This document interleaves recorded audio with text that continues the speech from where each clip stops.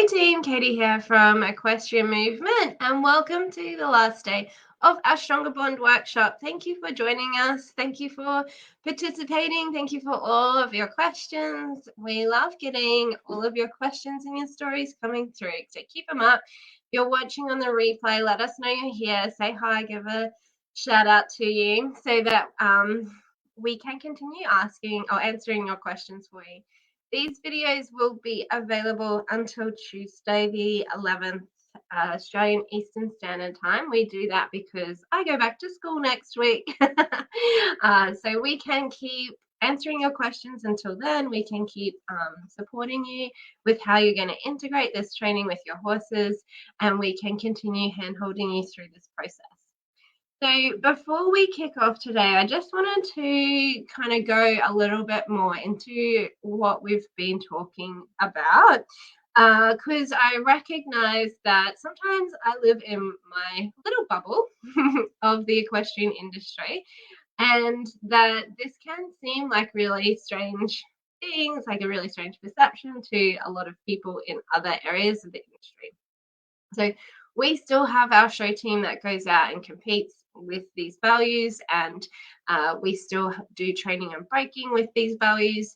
So what I want you to recognize is that there is potential for us to work from this place within the industry, but it just can mean that we have to put our blinkers on a little bit to people who have a different idea and approach and method of working with the horses. So what I really want you to understand is that whether you believe it or not, you are always in relationship with your horse. The person that you've been talking to that tells you it's not possible, the trainers that don't use this kind of work, everybody is always in relationship with the horse.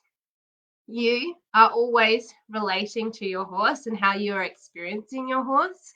And your horse is always relating to you and how they experience you.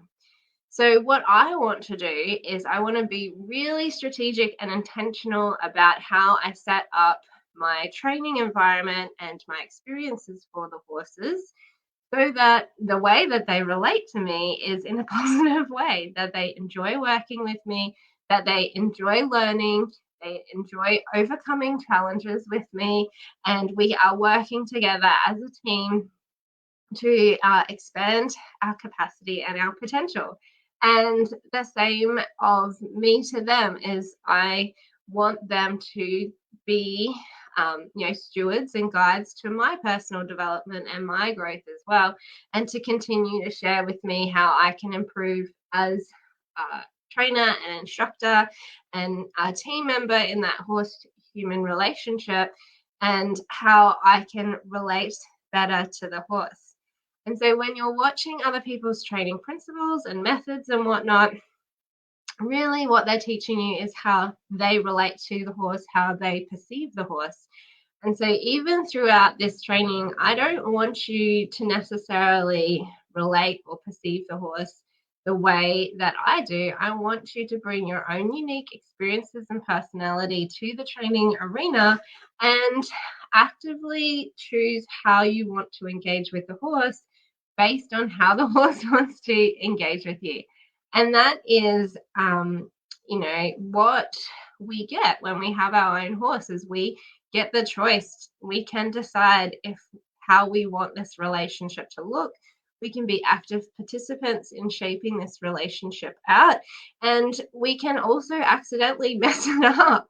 We always accidentally mess it up, and so it's how we're going to circle back around and reestablish that connection and that relationship if we accidentally overface ourselves or our horse, or create an environment that maybe makes us feel a little bit scared or our horse feel a little bit scared, and just creates those little micro tears in that relationship and that team.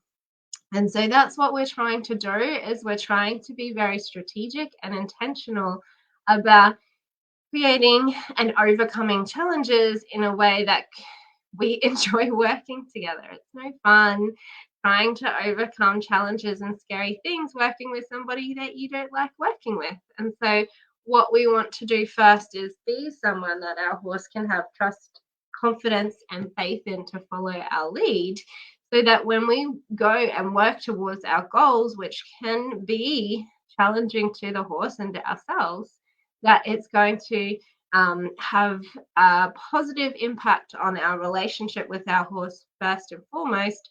Because if we are constantly creating environments that have a negative impact on our relationship with our horse, we're inevitably going to plateau, because the horse stops wanting to work with us, because we don't have their best interest in mind.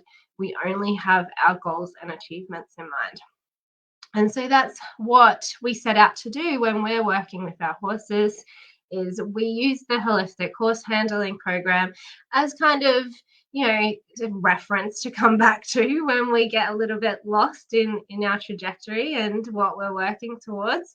But for example, if I'm working with horses where I'm breaking them in and I only have a short period of time to get immense results, like significant results for the owners or the horses, is like, what I'm trying to do is figure out what that next best step is going to be to forge that relationship stronger, so that there's more trust and confidence in following my lead, but also that the horse wants to look after me as well.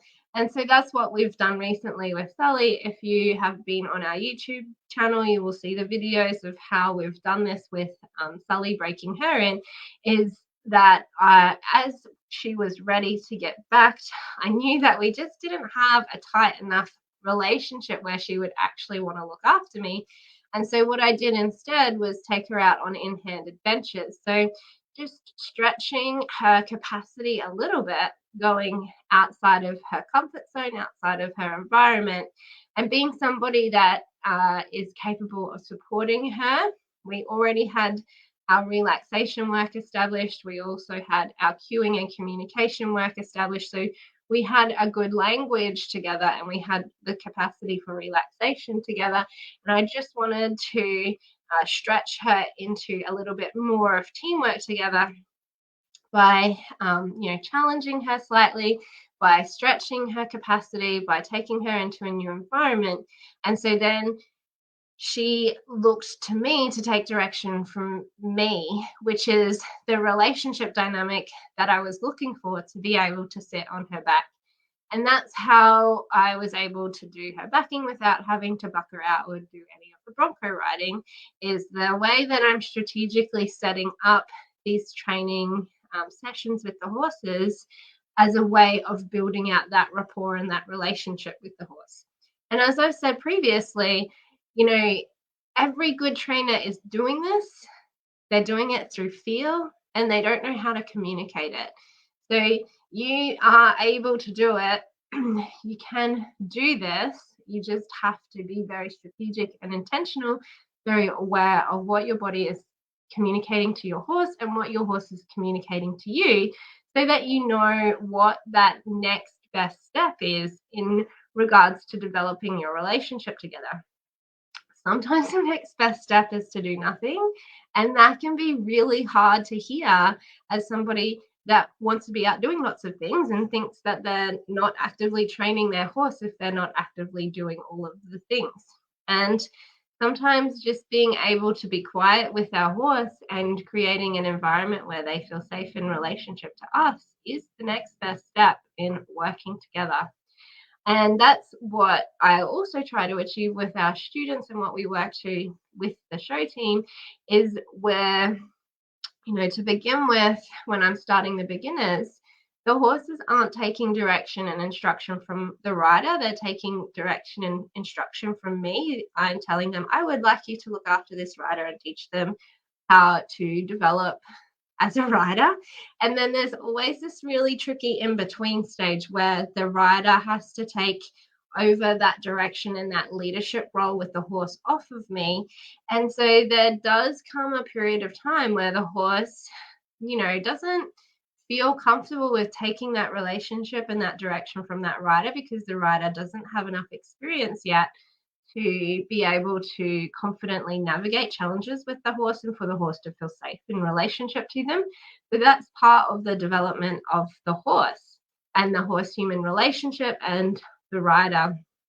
And so by the time we're going out and we're, competing and we're doing trails and we're doing obstacle courses and we're doing all those kinds of things, we're really looking at the rider's capacity to read the horse's body language and support them through where they feel challenged.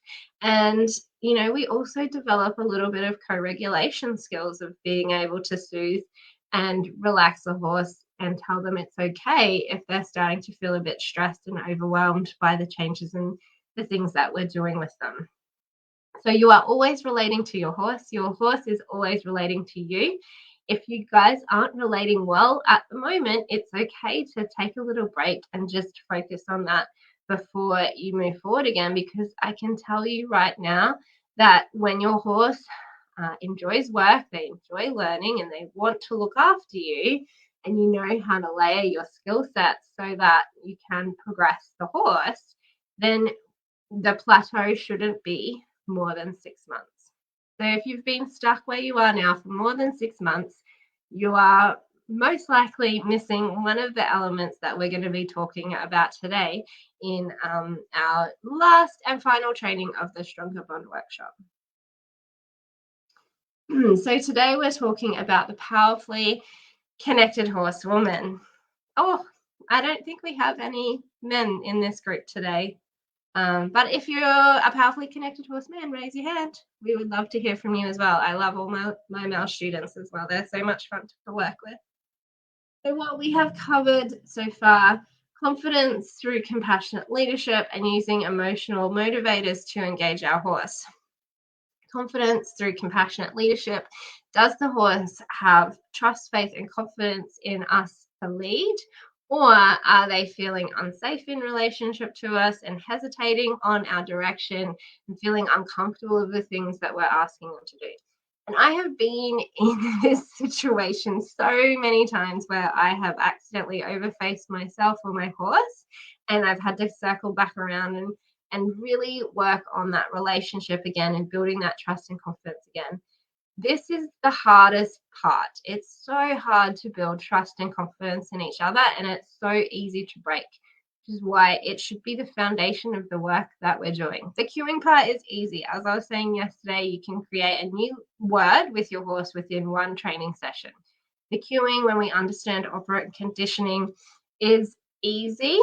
It's how we're going to use that language and use those words in training with our horse that builds out the quality of relationship, and therefore builds out whether the horse is willingly following our direction or if they're resisting our direction because they feel unsafe in relationship to us and the things that we're asking of them. And if we didn't like this part of riding horses, we would ride motorbikes. And motorbikes aren't capable of thinking and feeling and making decisions about the instruction that the rider is giving them. It just does what it's told. And so, if we aim it at a tree, it's going to run into a tree. Whereas if we aim a horse at a tree, some horses might still run into the tree, but we can see that they have capacity to make a decision and choose not to run into the tree, where they're going to save their own skin, and inevitably they're going to save ours as well. And that's my favorite part about working with a horse, where I have relationship and connection with, is if I make a rider error, my horse will save my butt. If I make a rider error on a motorbike, my motorbike will not save my butt. And so we have the potential to have this beautiful relationship with our horses and work together as a team towards similar goals, and still, challenge ourselves as a rider and what we can do on the horse. So that is what we're ideally working towards as horse riders and trainers. Excuse me. Just got a sneeze, a little tickle in my nose. And then we're going to be aware of how congruent the horse is. So are they actively choosing to engage with us, or are we just making them do what we're asking them to do?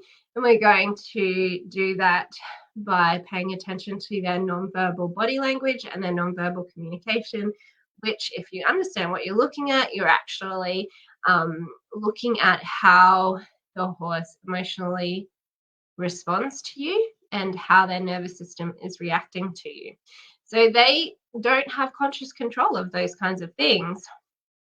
and it's a biochemical response in their body.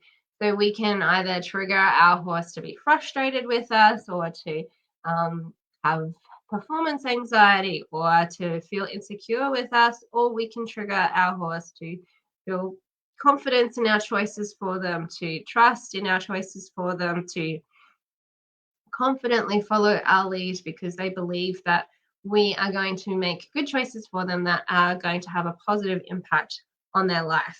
And that's where we want to pay attention to being really strategic and intentional with how we set these challenges up for the horse. So tonight I'm going to help you understand your horse better, hopefully. So that you can identify where the communication breakdown is with your horse, and finally move forward in a fun and playful way, not having to pressure, push, and drill. I can hands down say to you right now, there is no horse in this whole world that needs you to practice how you swing your rope at them. There is every single horse that would like you to practice how to listen to them and appreciate them. And I see this all the time in the school, is when the students are working on their negative reinforcement skills, the horses tune out. They hate it. They don't need us to practice how to use aversives on them. You need to practice your rope handling skills. Go and get a fake cow, or practice on a chair, or practice on, your kids or your siblings or your parents, or go practice on a human that you can say, hey, I need to practice swinging a rope around so that I have some coordination over my hands. Your horse does not like it when you're practicing your reverses on them. They recognize that you're practicing and they don't appreciate it. What they would like you to practice is how to appreciate them for the effort that they do give you, and how to listen to them when they're trying to describe their needs and wants within relationship to you and that training environment.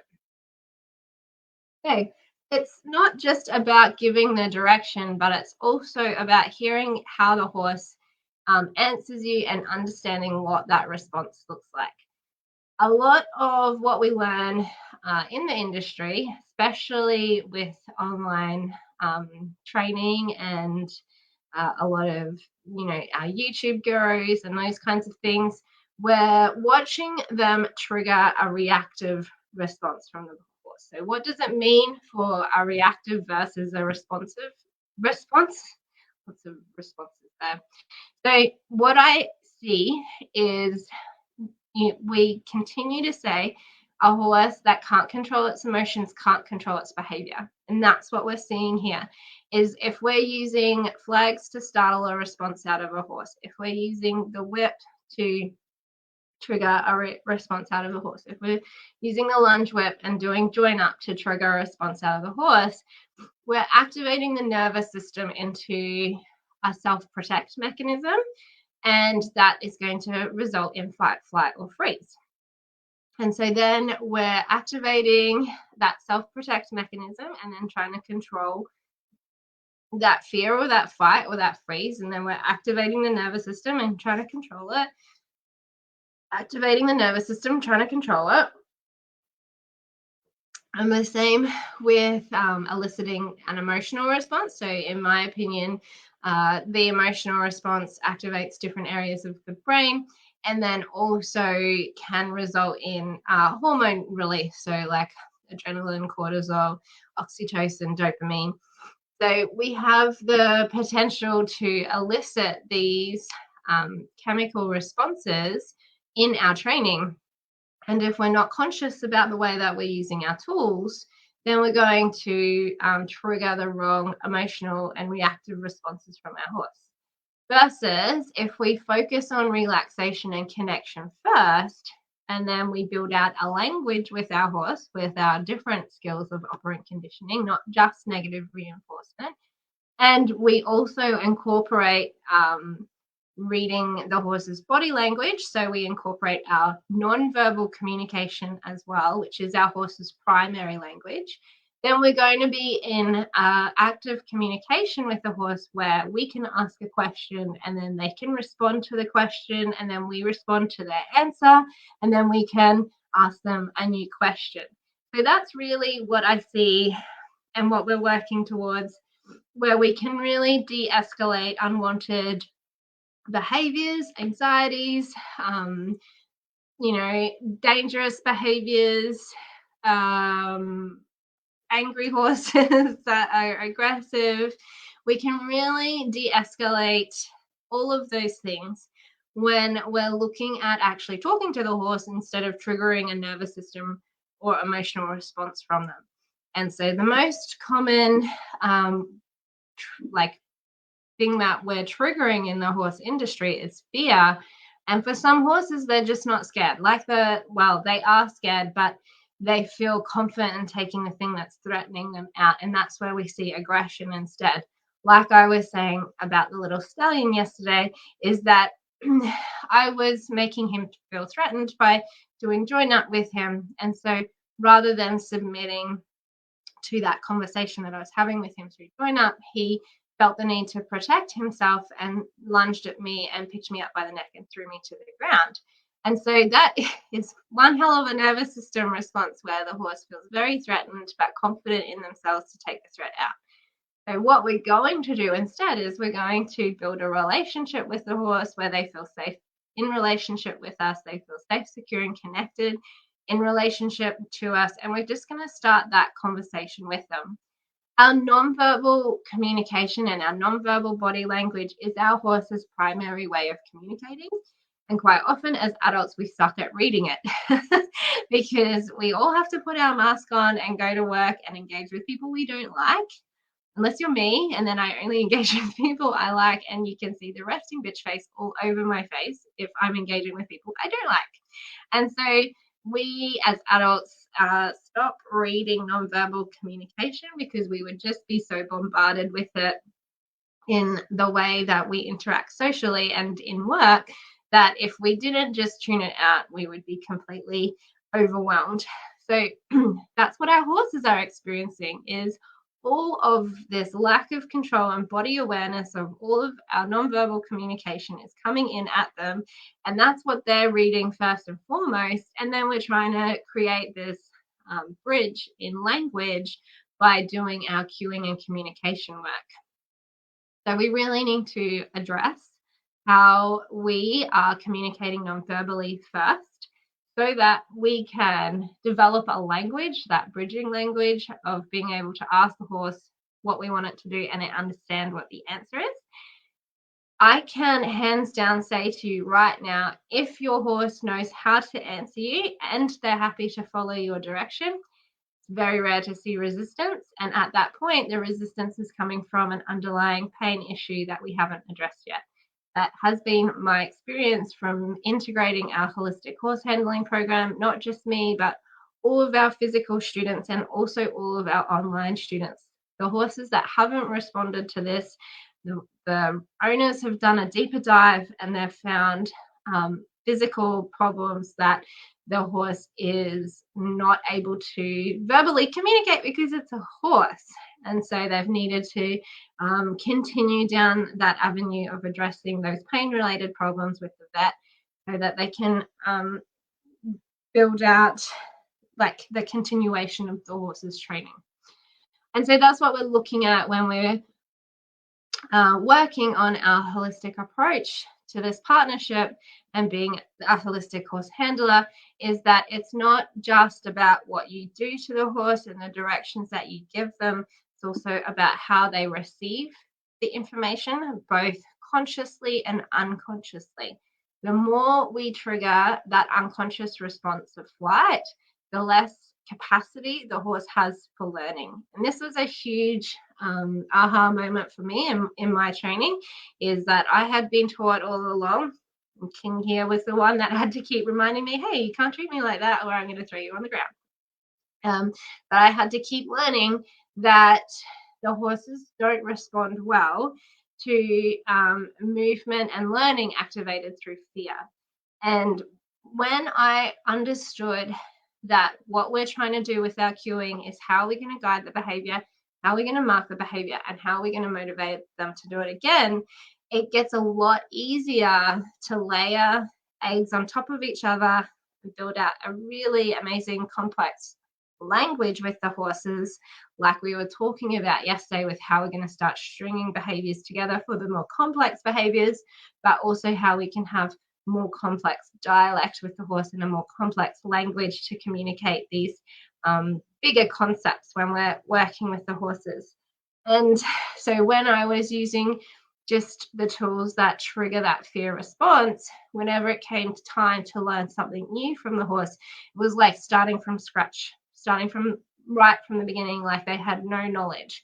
Whereas when I learned how to actually properly cue, how am I going to guide the behavior, market, and motivate them to do it again, we had a foundation of the horse actually seeking answers when it came to developing new cues, rather than just having that fear response. When I first started doing training and breaking, I always thought of it as like this first period that we just have to get through, where the horse is like just a bit feral and I just have to hang on to them. And now I recognize that that was just how they were relating to me. I needed to be a lot more sensitive. I needed to be a lot more aware, and I needed to be a lot more gentle and slow everything down so that they could actually process the stimulus that I was creating with them. So, is holistic horse handling just natural horsemanship? You will notice in the holistic horse handling program a lot of things that you already know, a lot of things that you already do. I take everything, been around for a bit, and I know a lot of different tricks for how to shape behaviors out. And so we have all of our different lesson plans on how we're going to guide the horse into different behaviors. And I also do actually enjoy using join up still. It's just the way that I engage the horse is not fear based, but sometimes horses just want to have a little run around and move their body. So we're still having that conversation of like, how are you going to send the horse away from you, and how are you going to call the horse back into you? And it's just taking out that fear-based trigger and trying not to flip them over threshold into that flight response. If they're going to respond to my join up processes in a flight response, then I'm not going to do join up with them until they feel more calm and confident in relationship to me. So there are some things that we can take from natural horsemanship that are very handy. There are a couple of things that you will see aren't in the course at all because I refuse to use them on horses. One being, I'm sorry guys, I don't like flags. I just don't like startling the horse to get their attention and startling the horse to get that response from them. I also really don't like shaking the lead at them to get them to back up. I have not met a horse that responds well to that, and they always are offended by that. There's so many better ways that we can ask our horse to move out of our space and to back up than wiggling the lead rope at them and clocking them under the chin with the buckle. So you'll see that there are a few things that I refuse to use because I have not had horses engage well with those things. And then you'll see lots of things that you already know and can do. But then I'm also a qualified naturopath, and so we also go down some rabbit holes from different industries as well. So you'll see, another one of my favorite trainings is circle of security, which is what I learned when I was when I first had Finn, is how to have a securely attached relationship with a child. And so transferring that to the horse, I realized that it was something that I was already doing. And I'm just going to go into this one a little bit because it could potentially help you. For those of you who haven't done circle of security before, it's about how, we are going to allow, so we'll use the horse analogy rather than the child analogy, but there is the cross reference there. It's how we are going to take our horse out and adventure with them. And then when they're out adventuring, they're going to become dysregulated. So their nervous system becomes dysregulated, their hormones become dysregulated. And so it's how we're going to receive them at the end of that adventure and co-regulate and organize their emotions again before we go out again. And I see this as, why we have that saying of green on green equals black and blue. So green horse and a green rider going out on an adventure together, neither have capacity to feel confidence or take the lead from each other or co-regulate or feel safe. And so everybody becomes dysregulated, and a dysregulated horse can be pretty extreme and dangerous. And so what we're looking for there is that's why we talk about not overfacing and doing achievable challenges with an immense sense of task achievement, is creating environments where you're not stretching each other beyond capacity, that you both end up dysregulated. And so when we're looking at being that secure base and that anchor for the horse when we take them out, we need to have some confidence with how we're going to work with a dysregulated horse, how we're going to invite them to calm and relax, and then how we can receive them at the end of the adventure and help them reorganize their emotions and come back down at the end of it. And that is very challenging, even for me, having done this for 30 years, not really understanding what I was doing, but having done it, it still can be very challenging. And it's why we want to choose challenges that keep the horse within threshold and not tipping them over threshold, so that we have less big behaviors to try and organize and regulate for them.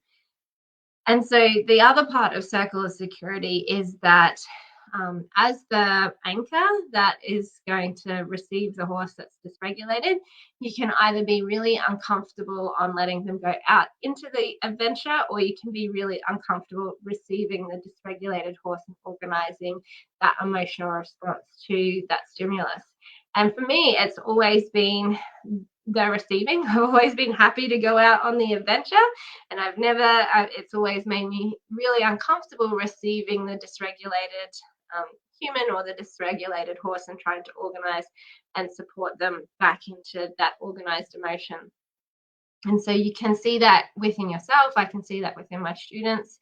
Some of my students are really uncomfortable with that adventure part, and so then your horse becomes more and more limited in what you can expose it to, because the human isn't comfortable with taking that horse out into that adventure and stretching their comfort zone. Or you can, be comfortable with going out and stretching that comfort zone, and then just become completely dysregulated with the horse and not know how to organize their emotions. So it's not just about being able to give the horse direction, telling the horse what to do, what you're going to make your horse do. It's also about how well you and your horse are coping with the challenges that you are doing together. And that's generally where it's going to result in a breakdown in communication and relationship, where you are, feeling like you're not good enough for your horse, or maybe your horse needs a better rider or trainer or owner, or you stop going out, or you stop going down to the horse because you're just, so disheartened and uncomfortable and scared and stressed about what your horse does, that you just stop engaging with them altogether. And that's not what I want to see from my students. I want them to be comfortable to start again, be confident to just start with that together work and that relaxation work. Bring those walls down, find a place where you're going to start working together to create achievable challenges, and then develop the skills required to be able to go and continue to work towards your goals. So yes, we do use some of the natural horsemanship techniques, but no, it's not everything. What you'll see in natural horsemanship is a lot of submission-based training, making the horse do what you say.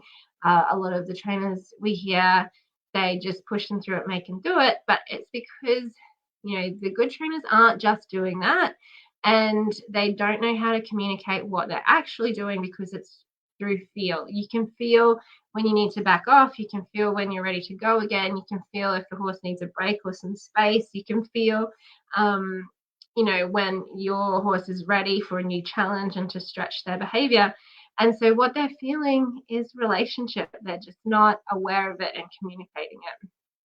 So the holistic horse handling also adds compassionate leadership, emotional agility, making sure the horse actually knows how to learn. This is one of my pet peeves with working, with horses through a submission-based training, is that the idea of uh, negative reinforcement and pressure release is that the release of pressure marks the behavior so that the horse learns to seek the release of pressure. We want the horse to give the behaviors that make the pressure go away, which means we have to be very, very good at the timing of the release of pressure so that the horse can associate it to the behavior and so that we are capable of marking it to motivate the horse to do it again. And so if we just think about using it for submission, power over, push the horse through it, make them do it, they're being naughty horses, then that's a very different way of using negative reinforcement, and it can very quickly and easily err into positive punishment, and then we get the micro tears in the relationship and the horse loses psychological safety to communicate its needs, and then we just get random explosive behaviors where we're like, no, my horse is bomb-proof, it's perfect, but it's actually because it's disconnected and shut down and we can't see it getting closer to threshold until it can no longer control its behaviors.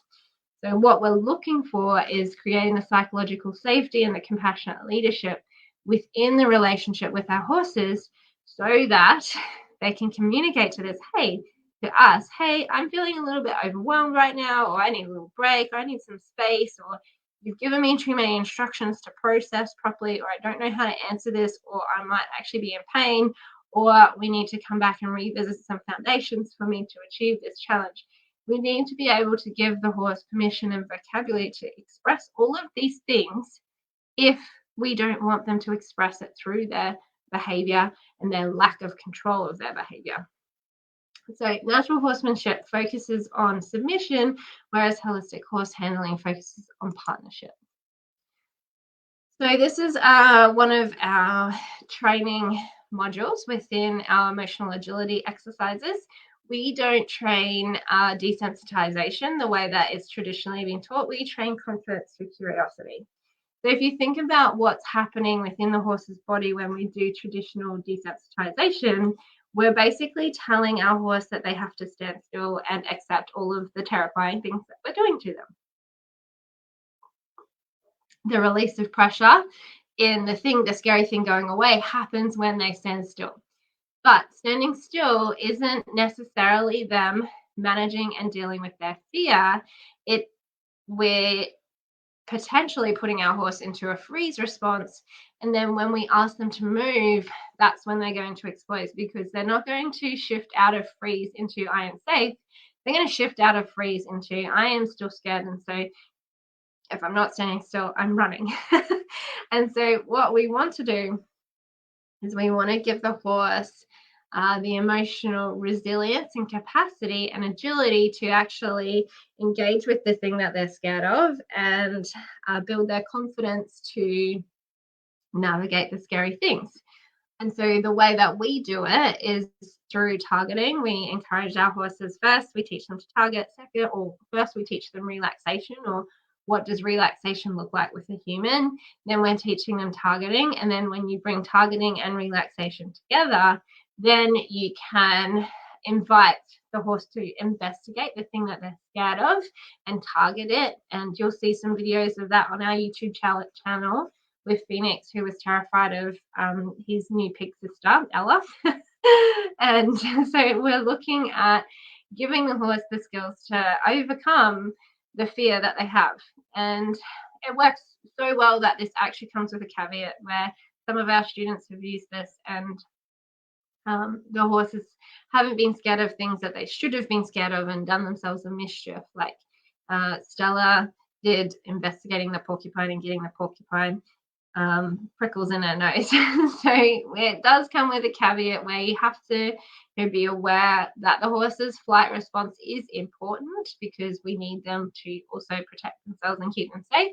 However, we can still work with them in a way where they can curiously investigate the things that they're scared of, realizing the things aren't very scary and didn't eat them, and then they feel super chuffed in themselves and they build confidence in themselves to investigate things that they're scared of again. And you'll also see that in our Halloween edition of our training obstacles in the YouTube channel as well. We can do some really fun things. It's actually this is one of my favorite lesson plans to take to pony clubs, because you see all the like mum's eyes like bug out, like, oh my god, my horse is going to squash my child.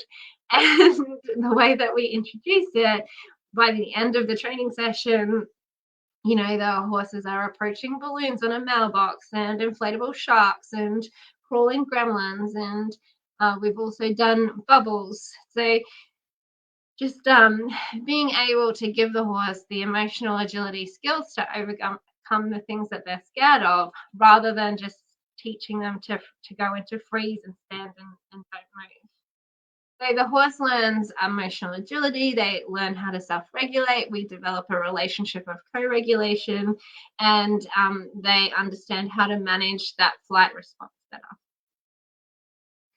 So if you want a horse that just obeys your command, a horse that does what it's told despite its own discomfort, a horse that doesn't have the ability to regulate its emotions, you can do a lot of things with your horse, but you are always surprised when scary behaviors pop out of the blue, then submission-based training works. And I have done it a lot, and I got caught in this, situation of thinking that I had a great horse that's bomb-proof, but then something new would happen, or, something would move in the arena, it would be in a different place, or a bird would fly out of a tree, or all sorts of things that just like startle the horse.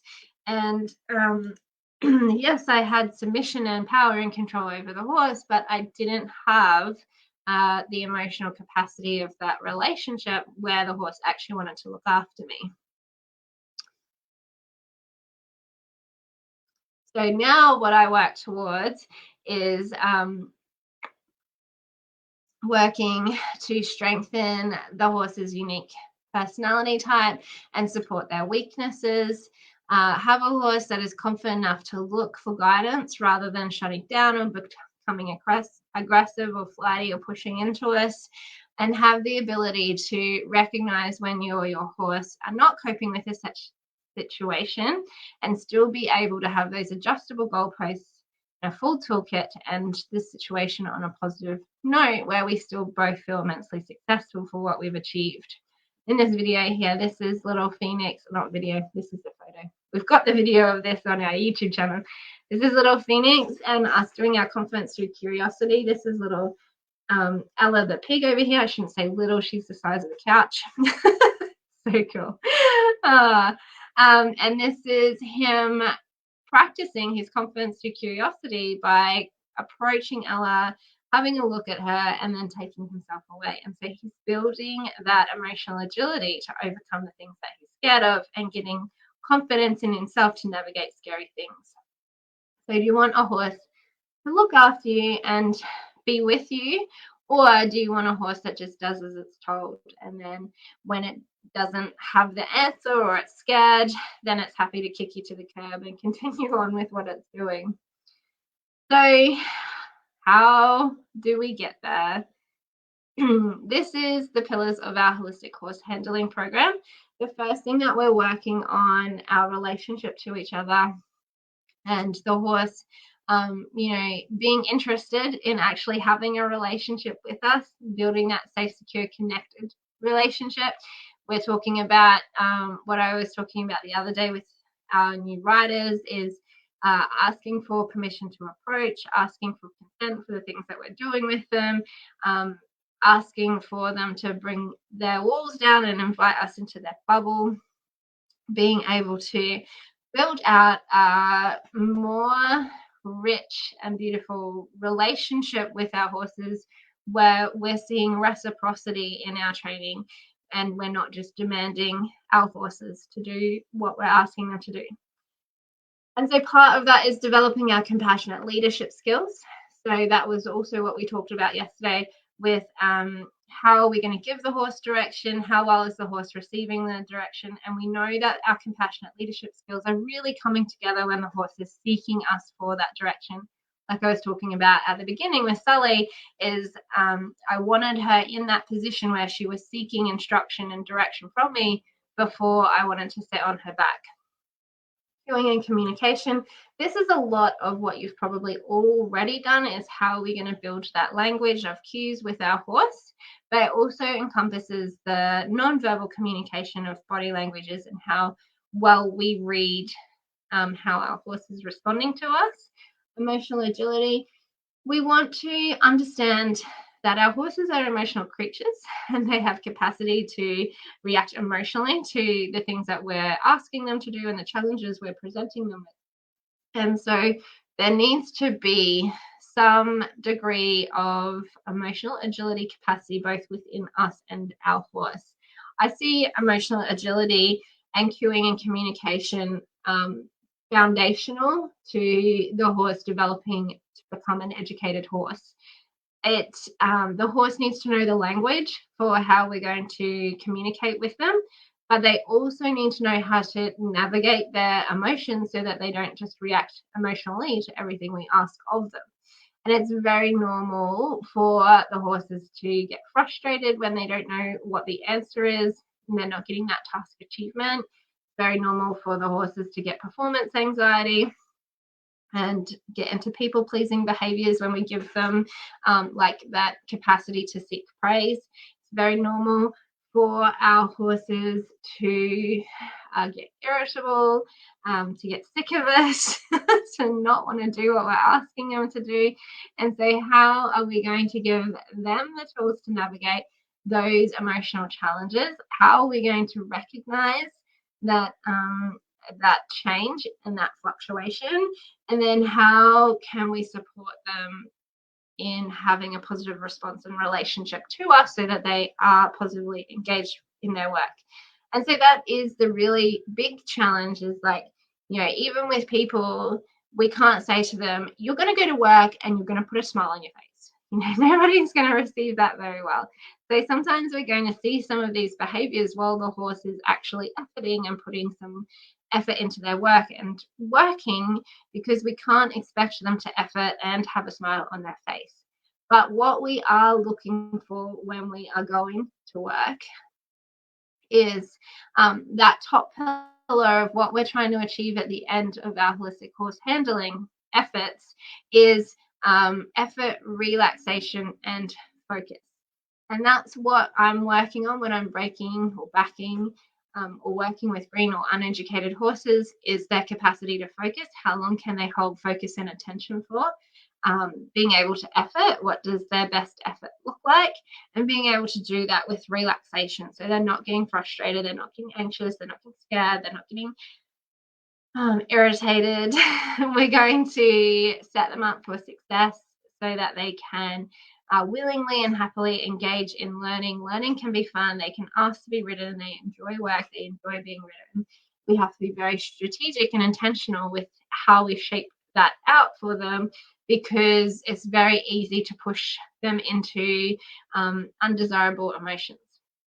And then second to that, something else that we've been working on is that, you know, especially when it comes to our ridden work and we want to get to the point of our horse's maximum effort of cantering and jumping, it's like, why would the horse canter in the wild, or why would the horse jump in the wild? It's normally only because they're trying to escape something that's trying to eat them. And then it's potentially also because of play. And both of those horses we don't want to sit on. If you've seen a horse go full blow play, then you will understand why we don't want the horse in full play escalation with us, because we need to have some self-regulation within that upregulated behavior. And so that's part of that training the nervous system to toggle, is bringing the horse's energy levels up and their effort level up, and then being able to bring it down into relaxation again, so that we're never getting, well, it's not that we're never getting, but we're being aware of where that tipping point is, of threshold of like they can't receive any more information, or they can't give any more effort without getting anxious. They can't go faster without feeling unsafe. So we're looking for that play within the nervous system of being able to bring energy up in effort and bring energy down and relax and bring energy up in effort. And ideally, where we're heading towards is bringing that energy up into effort with relaxation and focus, which is where that sweet spot is when it comes to riding, of being able to get them into like a working frame or over jumps, navigating obstacles confidently, navigating creeks, rivers, different things that would potentially be a little bit scary and challenging to them.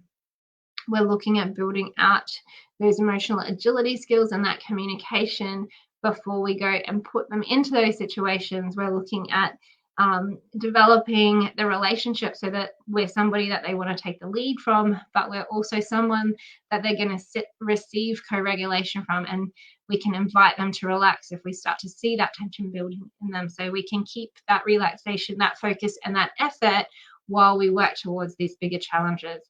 And hopefully you're starting to see how much we just blow through all of this and completely disregard how our horse is responding in our training sessions. Because if you think about the advice that you're commonly given of your horses just being naughty, push them through it, make them do it, you will understand that we're just blowing through the horse's own capacity to be able to communicate what they need from us within that training situation as a team member in this partnership, and that we're just blowing through all of that psychological safety, that they no longer feel safe to communicate what they need to succeed with the situation that we've put them into. So we're focusing on layering the foundation so that the horse has confidence in us and we have confidence in the horse and in ourselves.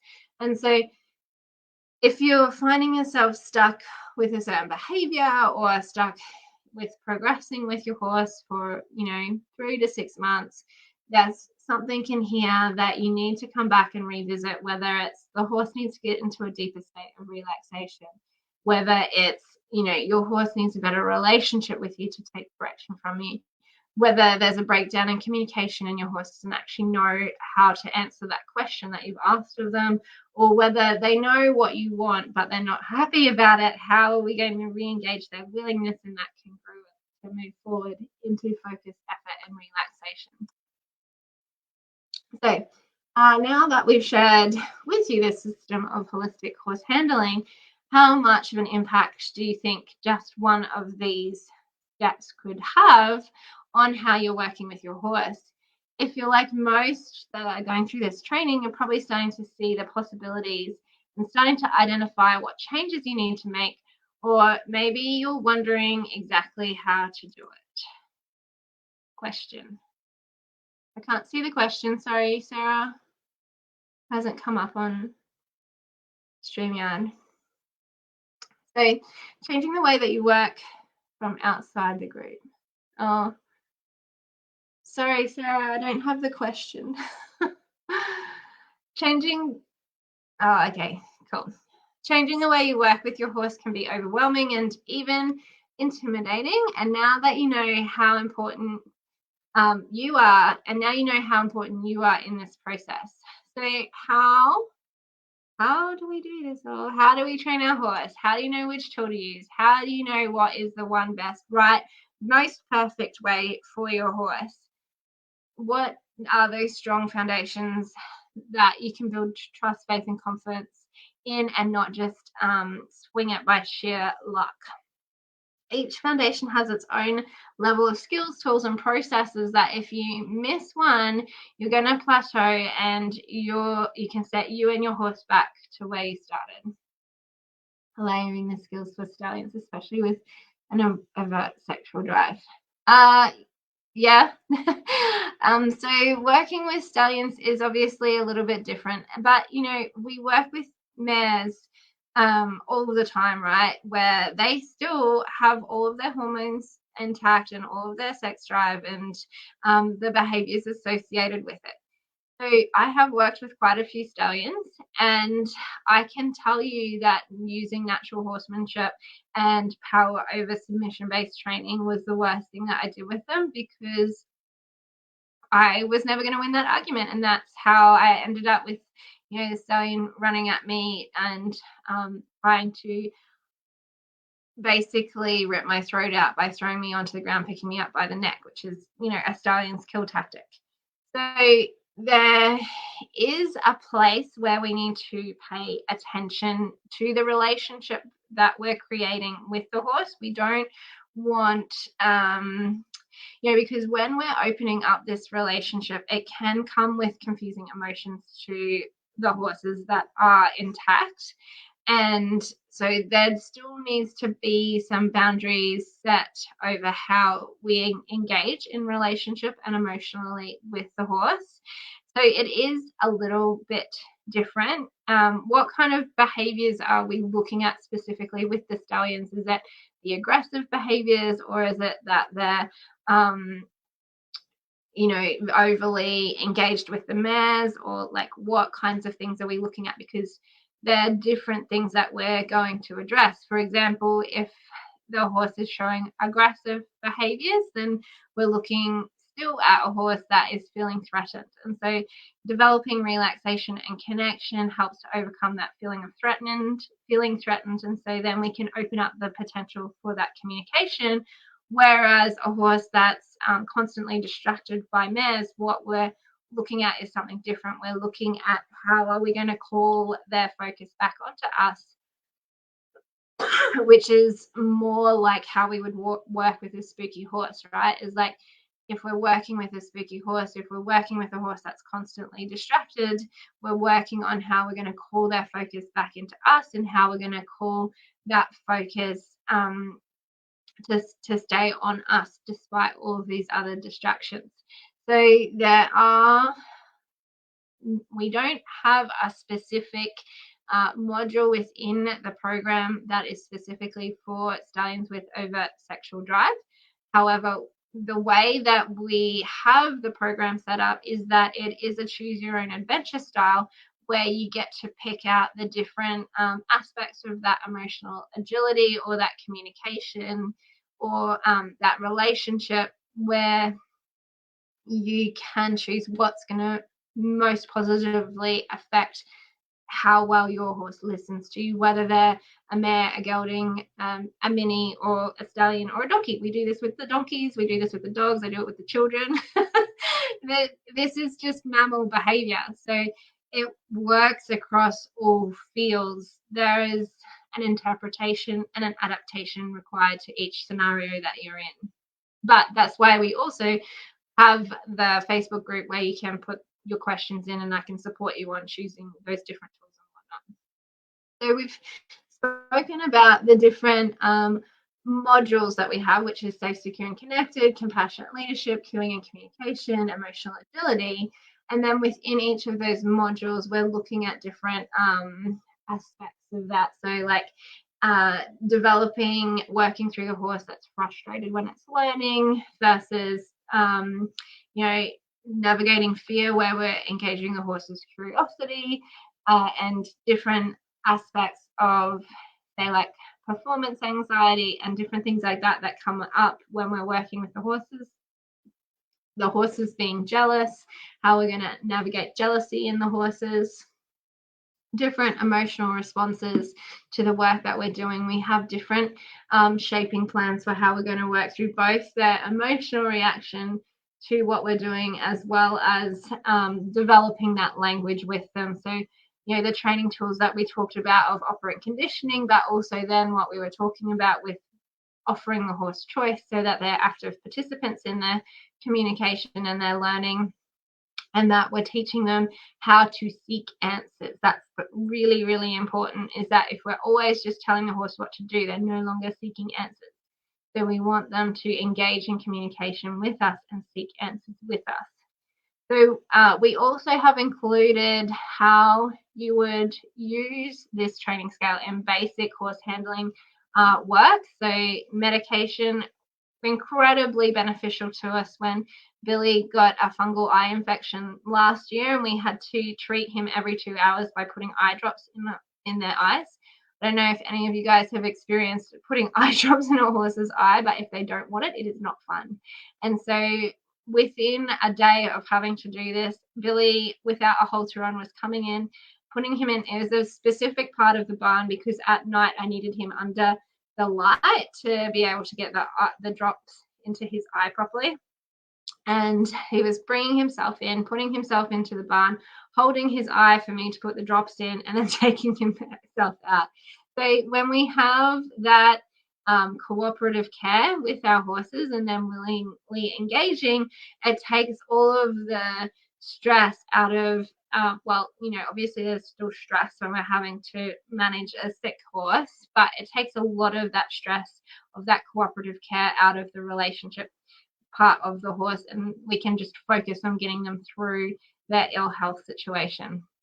But also how we can approach grooming the horse, working with our vets and our farriers to incorporate this, and just creating a positive work ethic so that the horse is engaged in its learning and its training as well. Because what we're going to do once we've got all of this, we're going to take it into the saddle, which is the next step of what we do in our riding school, so that we have acceptance of contact, relaxation into contact, so that the horse is working and efforting to put effort into holding itself and its posture, so that we can have sound horses with a long riding career as well. And this is foundational and key to a horse that's happy to carry us and willingly engaged in being ridden, not try and buck us off all the time. So holistic horse handling gives us the confidence to work with our horse, not just a school horse, and not just an educated horse, but your horse. As I was saying with the stallion, is a little bit of choose your own adventure, because not one size fits all. The way that I engage with one horse is going to be different to everybody else.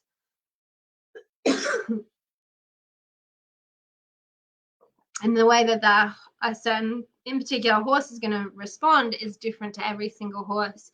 So how do we adapt our training tools to better suit the horse that we're working with and our personality to create a positive experience every time we work with them?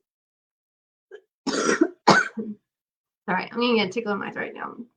Let me know if you have any more questions as we go through this.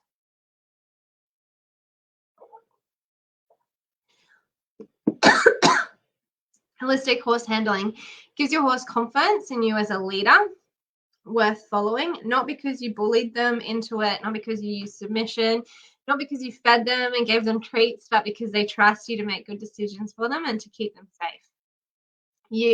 Gives you the ability to recognize when you and your horse are dealing with conflict and how to circle back around and reconnect, so that we're not constantly arguing and fighting with our horses and creating experiences where we don't want to go down and play with our horses anymore and our horses don't want to come up and play with us.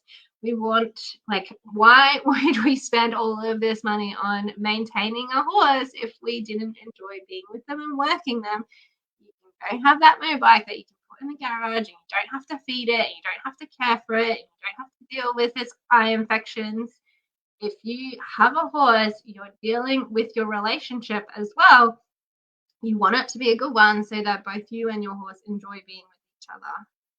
And it gives you a way to create a horse that looks after you and enjoys being with you. And that has been one of the big things of, when we talk about our heart horse, when we take our relationship into consideration in the training process, we develop a heart horse, and we're not just falling into it. We actually love our horse, and our horse loves us back. They have potential to love. They have potential for oxytocin. They have potential for, bonding emotionally. So they want to keep us safe. And the horses that I've gotten to this point with have absolutely just been life-changing for me, and probably some of the most beautiful relationships that I've had in my life have been riding with horses, because there's just so much control that you have to let go of, and so much trust and confidence that you have to have in these animals to get to that point of that relationship, that it's rare for me to be in a relationship with humans like that. And so our horses can have so much more rich and enriching relationships with us, with how much we have to forfeit our fear of control to be able to get there. We really are vulnerable with each other when we get to the nitty-gritty of working together as a team. And if that's what you are finally ready to experience, we're here and waiting to help you do that on the other side. So this is our holistic horse handling program. We run this face-to-face within our school, but we also have the online option of working through it. It's a simple step-by-step proven process to create enthusiastic, willing, and engaged horses that actually enjoy working with you. And as we integrate it into the school, it just gets better and better. Holistic horse handling program is a detailed process that lets you that guides you through navigating the different emotional and behavioral responses in training. It comes with, I think, about 50 shaping plans now, or more than 50 shaping plans, to build the communication out with your horse and the confidence and ease into your training sets. This is literally your Lego process of how you're going to integrate everything that we've been talking about into your training system with your horses. They also come with video demonstrations of showing not only how to do it with an educated horse that understands how to receive that direction, but we also, whenever we have a new horse come in on training, or we have a problem behavior that we're dealing with, we make sure that we get video of that as well to add it into the course as we go. And then also, if you have video of your horse displaying the behaviors that you're having trouble with, you're welcome to send them into us and we can do some coaching over it as well.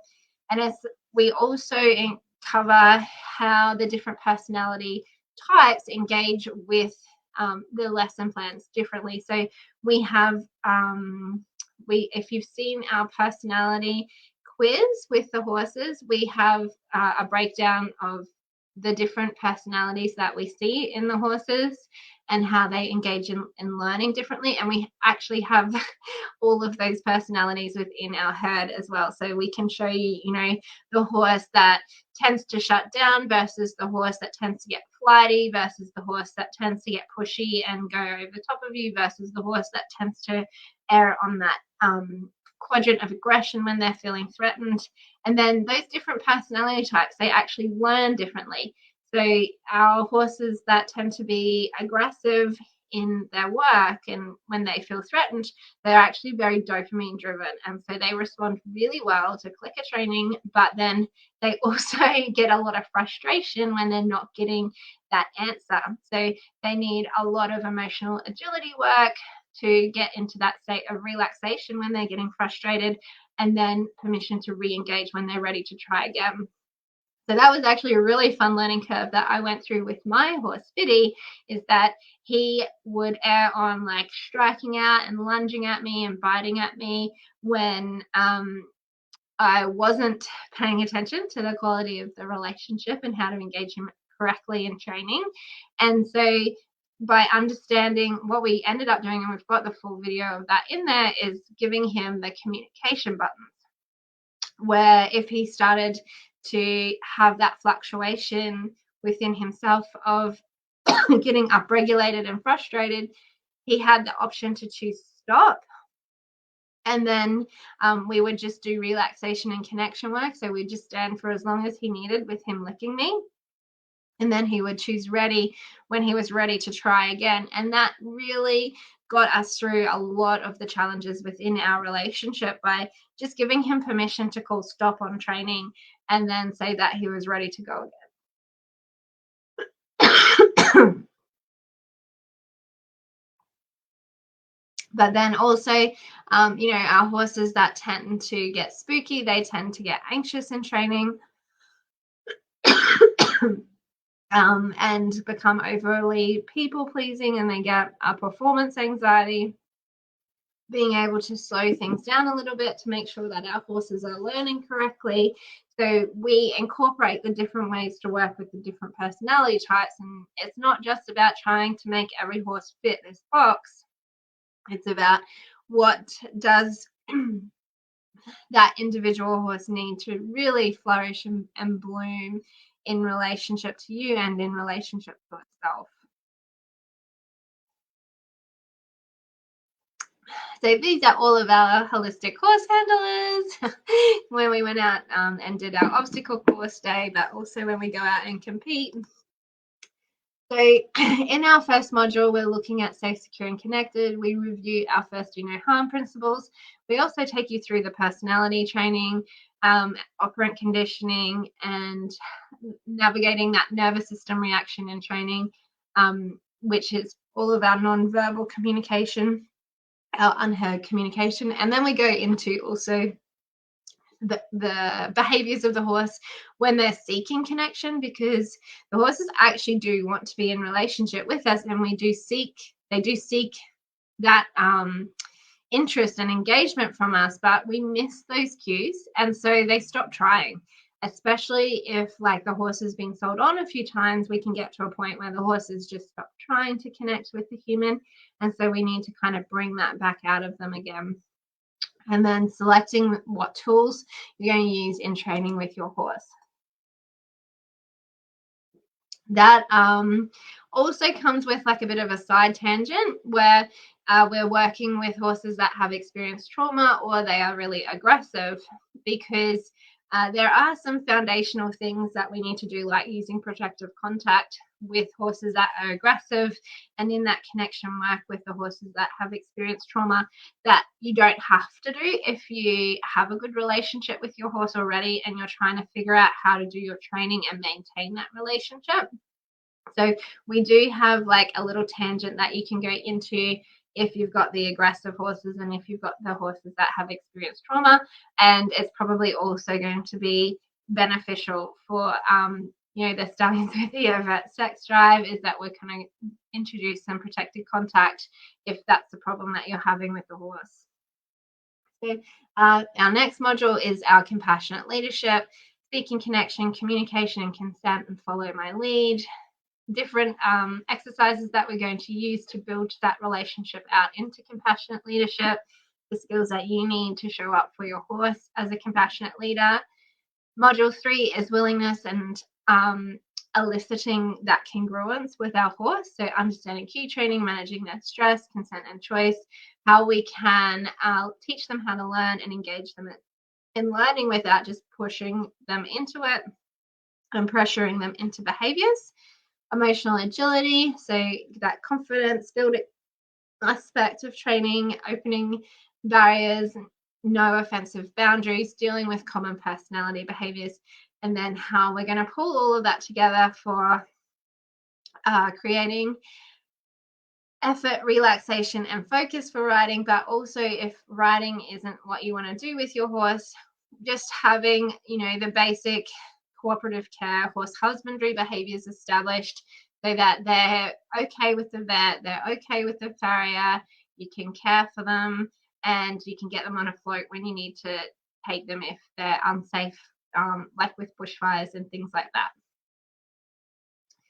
So within the holistic horse handling program, we teach you the invaluable skills that translate to work with any horse that you choose to work with. It's not just about your horse, it's also about how we're creating these transferable skills that if you have multiple horses or if you buy a new horse, you're going to be able to go through the course and adapt it to different horses. That's how we use it within the school. It's adaptable to other riders, it's adaptable to other horses. We bring a new horse in to train to be a schoolie. That's the work they're going through. I get called out to deal with behavioral issues. That's what we're going through. If I am doing breaking, I'm using it as a guide because I forget the process myself. And so I'm coming back to it and making sure that I'm doing the steps properly. So the Holistic Horse Handling Program is currently available. Our doors are opened for $520 or 6 installments of $95, and that's in Australian dollars. And it comes with a 30-day money-back guarantee. So even if you wanted to pop in and have a look around and then you decide that it's not for you, we do give you a no questions asked money-back guarantee, because honestly, if you don't like what we're doing, I don't really want you in there anyway. So this is for all of you that are ready to, move forward with your horse, break through, those plateaus that you've hit, uh, navigate emotionally charged behaviors, and move forward in relationship with your horse to powerfully overcome the challenges that come up as we're heading towards the goals. And we believe that you will love working through this program so much because all of my students do, and I do as well, that if you don't, we will give you that 30-day no questions asked money back guarantee. Just drop us an email with your details within 30 days of enrolling. So with the holistic horse handling program, it also comes with some of our mini programs, which we've been talking about. So our confidence through curiosity process of introducing our horses to scary things, our opening communications course, so how you're going to start engaging your horse in these conversations, and then building out willingness and congruence by learning with games. We also have an online Facebook community where you can share video into if you want coaching over it and if you have questions. And then we have our students who have been members of our holistic horse handling program for, well, I don't know, what is it, like 4 or 5 years now? And so they can share their experiences and how they've navigated issues with our values and philosophy, as well as ask questions and get feedback from both Sarah and I for, what's the best place for you to go next within the program to overcome the challenges that you're facing with your horse. So if you enroll in the next 24 hours, I will also do a coaching call with you. It can be at any time. It doesn't have to be with the horse that you have right now. It can be any time in the future, where maybe you get a new horse in and you just want to know where to start, or you have going along really nicely with your horse and a new behavior develops where you need a little extra guidance. You can utilize a free 45-minute one-on-one consultation with me to use whenever you need it during the working through the program with the horse that you have now or the horses that you have in the future. Or it can be if you've got a student's horse that you need some help with. And so within the holistic horse handling program, you're getting a detailed process that guides you through navigating the different emotional and behavioral responses to training. They're shaping plans to build out communication, confidence, and ease in the training sessions. Video demonstrations of showing not only horses that can do it, but horses that are learning these new skills. And I find the video demonstrations really beneficial. Like, I find watching other trainers working with horses really beneficial because, as I said, some of this feel stuff can be difficult to communicate. We're not always 100% conscious of what our body is doing, so it can be hard to communicate these things. So watching somebody else do it, but then also I'm coaching over top of me doing it and being like, and that's where I missed that signal from the horse, and that's where the horse was trying to get me to do that thing. And that's where it's really helpful when we're building out this relationship with our horse, where if we miss a cue or we miss them trying to communicate something to us, rather than it escalating into a big dangerous behavior, they can just get a little bit louder and do it a different way. I literally watched the stallion that I did my training with to become a coach the other day, having one of the goats trying to eat its feed. And he was not stoked about it, as you can imagine. And I was doing something as I was watching him. I was about to go out and move the goat on. But he so carefully and gently escalated his ask of the goat to move off the food. I was like, oh my goodness, like that's 100% like why we do what we're doing, is because, he's very intentionally trying not to hurt the goat while he's trying to move the goat off of his food. And so that's what we're trying to achieve with our horses, is we want this cooperative care, we want this kindness where they're trying to communicate their needs to us. And if we're missing it, they're not escalating straight into dangerous behaviors. They're just getting a little bit louder in the way that they ask things of us. So we can understand our horse's personality, our unique, the horse's unique personality, and allow that to blossom.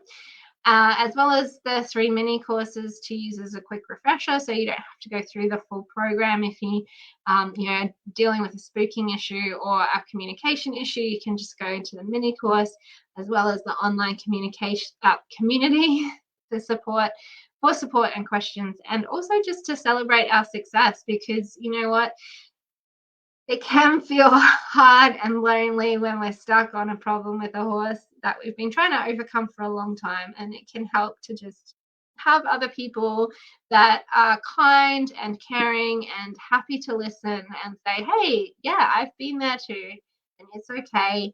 Let's work through it and you will get there. So it is the simple step-by-step process to create enthusiastic, engaged, and willing horses that enjoy working with you. Plus, the one-on-one coaching session with me is valued at $1,300, but we're going to open doors at the moment for $520 or 6 installments of $95. So the comment, if you jump into the comment section, the link will be there, or you can message Sarah or email Sarah and she will get you started. Oh, I think that's the end. Thank you so much for joining us. I've really enjoyed having you here over the last 3 days. Our Stronger Bond workshops are some of my favorite things to do, to meet all of you guys internationally and to be able to share what we're doing at our riding school. We are just here to, help make the lives of the horses better, because they're, more compassionately heard and able to be supported, and all of our students as well. I know what it's like to get stuck on a problem and to get incredibly frustrated and feel like I'm not good enough. And honestly, I wish I had have had this when I was learning how to work with horses. And I didn't have to spend 15 years of problem solving it because my coach fired me and no one would take me because I would refuse to do submission-based training with our horses. So I just really enjoy sharing what we're trying to do with the horses, with the broader community, and being able to show through the results that we get that it is possible to have a relationship with your horse, as well as have a safe horse and still be able to work towards our riding goals and successes. Thank you so much for joining us. And if you want to keep on with what we're up to, make sure you're listening to the podcast where we interview other industry professionals that share our philosophy and values of working from a connected relationship, as well as our YouTube channel where I share what we're doing on the daily with these different horses, integrating our holistic horse handling program, both on the ground and in the saddle, to the behavioral problems and the backing that I do with our new horses that we start, and sharing their career as well. Thank you so much for joining us, and we will see you in the Facebook group, or we'll see you on the podcast, or I'll catch you over on Instagram or in Facebook, whatever your favorite way to connect is. Keep saying hi, telling us how you're going and where you're at with your horse. Thank you, and bye.